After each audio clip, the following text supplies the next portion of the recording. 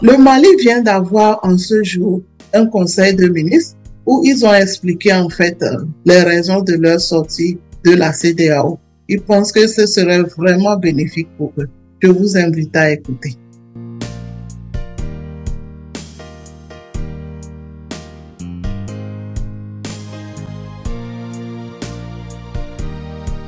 La CEDEAO est progressivement devenue une menace pour nos pays. Elle est instrumentalisée contre les institutions de nos pays, contre nos États, contre nos populations, avec l'imposition de mesures coercitives qui ont un impact sur nos populations et même des menaces d'intervention militaire contre nos pays pour une organisation que nous-mêmes nous avons créée. Et par rapport à cela, aujourd'hui, nos chefs d'État ont pris une décision qui est une décision de survie dans l'intérêt supérieur de nos pays parce qu'aujourd'hui, la CEDEAO œuvre dans un sens contraire aux trois principes qui ont été définis par son Excellence le colonel Assimi Goïta, président de la transition, chef de l'État, le respect de la souveraineté du Mali, le respect des choix stratégiques et des choix de partenaires du Mali et la défense des intérêts vitaux des Maliens. Aujourd'hui, la CEDEAO est devenue un instrument entre les mains de certaines puissances extérieures qui l'utilisent comme une arme contre nos pays qui avons souverainement cédé partie de notre souveraineté pour réaliser l'unité africaine. Donc il fallait arrêter ces actes de déstabilisation, de menace, parce que nous sommes et nous devons être une communauté, mais malheureusement, la CEDEAO n'incarne plus cet idéal panafricain et nos pays doivent assumer leurs responsabilités et travailler dans le sens de l'intérêt de nos pays. Aujourd'hui, nous pensons que nos pays ont plus intérêt à être hors de la CEDEAO, hors de portée de ces actions de déstabilisation pour pouvoir nous réorganiser et aussi tirer profit de toutes les opportunités qui se présentent pour pouvoir travailler avec les pays qui le souhaitent, comme le Burkina et le Niger, pour arriver à ça. En termes d'implication, je crois qu'il faut rassurer les uns et les autres. C'est le Mali qui a créé la CEDEAO avec d'autres pays. Ils n'ont pas créé le Mali. Nous sommes un pays éternel. Nous avons existé avant la CEDEAO et les autres organisations et nous allons continuer notre cheminement en dehors de ces organisations. Il peut se poser des défis, des éléments ici et là.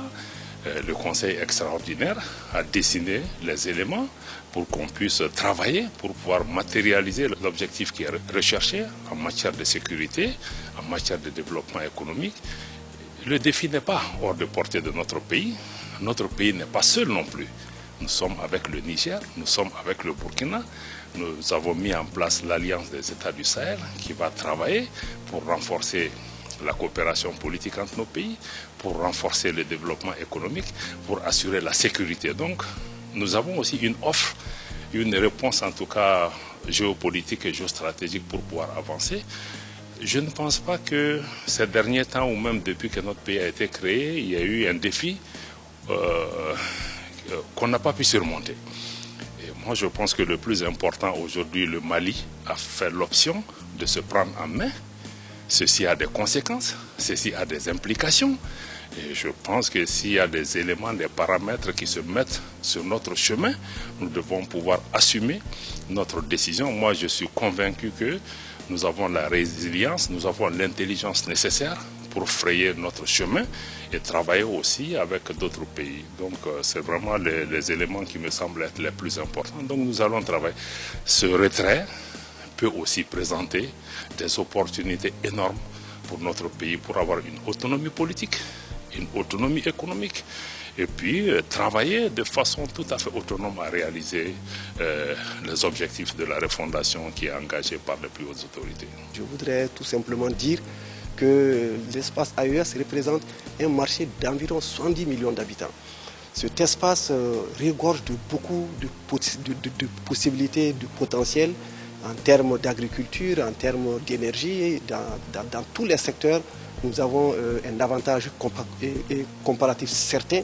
Et le fait de se retirer nous permet aujourd'hui de développer un marché intérieur, d'assurer une croissance à partir de cette économie intérieure que nous avons plus facilement la possibilité de développer aujourd'hui. Si nous prenons les impacts au plan financier à court terme, nous allons dire que le Mali sort très gagnant de cette affaire. Quand vous regardez au plan commercial, la balance commerciale du Mali est déficitaire avec la zone CEDEAO-UEMOA. Nous avons à peu près 59% de nos importations qui viennent des pays de la CEDEAO, y compris l'UEMOA, et nous avons 20% de ces importations qui viennent des pays de la CEDEAO hors UEMOA. Donc quand nous regardons les exportations, toutes nos exportations sont presque tournées vers les pays hors la CEDEAO, parce que le Mali exporte essentiellement de l'or, le coton, les intrants, et seul le bétail sur pied, le bétail qui est exporté vers les pays de la CEDEAO, et l'exportation globale vers les pays de la CEDEAO représente environ 19% des exportations. Ce qui veut dire que le Mali a à peu près un manque à gagner de 120 milliards aujourd'hui du fait qu'il est dans la CEDEAO. Parce qu'il y a le tarif extérieur commun, qui est le tarif qui est appliqué sur toutes les importations. Et c'est un taux de 18% qui s'applique. Donc tout ce qui est taux de droit de douane, qui est aussi entre 65 et 45%, selon la nature des différents produits, on ne les applique pas. Ce qui fait que le Mali important plus de 70% de cette zone, le Mali ne bénéficie pas, donc on a un manque à gagner d'environ 120 milliards. A l'inverse, nous exportons en dehors de la zone, ce qui fait que nos exportations ne bénéficient pas de ce tarif extérieur commun. Les pays de la CEDEAO hors UEMOA représentent à peu près 125 milliards et les pays de l'UEMOA 120 milliards. Ce qui fait que le Mali restant dans l'UEMOA, on a un manque à gagner net de 21 milliards du fait que nous sommes dans la CEDEAO. Et si nous quittons la CEDEAO, le budget va automatiquement sentir un accroissement de 21 milliards. Les autres avantages que nous avons qui sont assez énormes, c'est que le Mali étant avec les deux autres pays, des pays de l'Interland, tout l'investissement direct étranger s'était concentré vers les pays dans les côtes. Parce que c'est plus facile de s'installer là-bas à cause de la mer, donc les produits qui viennent par les ports, etc. Et étant donné qu'ils sont dans ces pays, ils vont bénéficier du tarif extérieur commun. Donc nos marchés sont inondés de produits dont les entreprises sont installées dans d'autres pays. Donc tout ce qui est valeur ajoutée, tout ce qui est emploi, etc. bénéficie de ces pays.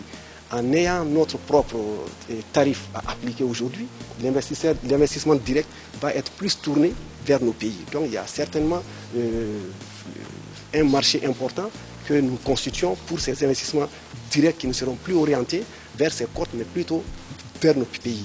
La deuxième chose, c'est qu'aujourd'hui, beaucoup d'entreprises s'installent dans ces pays et ce sont désormais les pays qui donnent le critère d'origine CEDEAO à ces entreprises. Parce que normalement, il y a un taux qui est défini.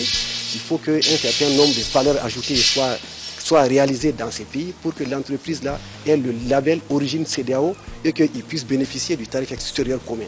Il se trouve que les États, pour pouvoir favoriser l'investissement direct, ferment les yeux sur beaucoup de choses aujourd'hui.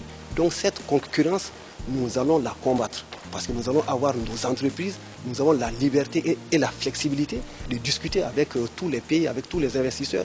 Et nous avons la latitude aujourd'hui de protéger nos entreprises, de les accompagner pour que nous puissions avoir une production locale plus importante, tout ce qui va impliquer l'emploi, etc., etc. Donc je pense que le Mali sort vraiment gagnant en termes d'opportunités et nous sommes en train de mettre tout en œuvre pour saisir ces opportunités et de les rendre une réalité chez nous. En tout cas, nous avons vu des situations plus compliquées que ça qui constituaient la période de janvier 2022 à juin 2022 qui était l'embargo de l'UEMOA avec toutes les conséquences financières que cela comportait. Le Mali s'est montré résilient, nous avons pu être imaginatifs, créatifs et nous avons même eu une croissance importante à cette période.